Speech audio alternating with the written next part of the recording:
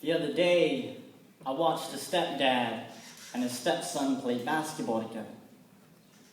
It was amazing how close these two seemed to be, and it made me think about my father. At that moment, I pictured seeing my dad for the first time, feeling the presence of his arms around me and the sound of his voice saying something like, "Son, this is where I work, I'm a firefighter." At the same time, he's lifting me into the driver's seat of a fire truck. As I sat and watched the two play, I wished it could have been my dad and I shooting hoops together. Instead of him running down the court shooting for the judge's permission for me to take a DNA test to prove he's my biological father. I never knew such a question from a stranger could ever hurt so much. As if my existence was a mistake he did not want to be a part of, he refused to accept me. And gave no thought of consideration that a boy needs his father. You see, I was born a bastard.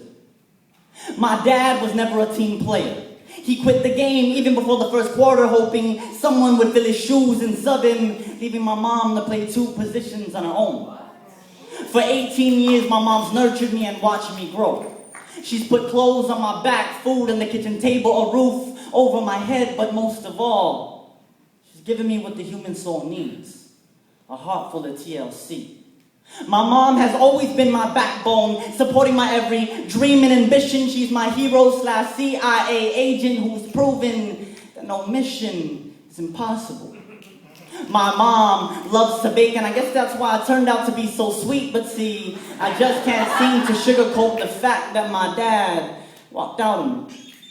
I can't say I have a good memory of my father, because if I did, I'd be lying.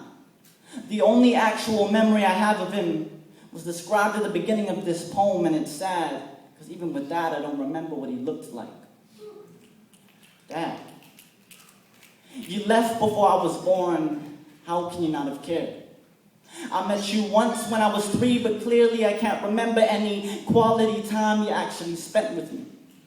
You weren't there to teach me how to ride a bike without training wheels or dribble my first basketball. Skipped out on my birthdays, Dad, not even a phone call. You left my mom to guide me, and for that I'm thankful. She might not have taught me how to be a man, but she damn sure raised me to be a gentleman with a capital G. Y'all feel me? But Dad, I must thank you for the one lesson you did teach me. That's never to walk out of my family.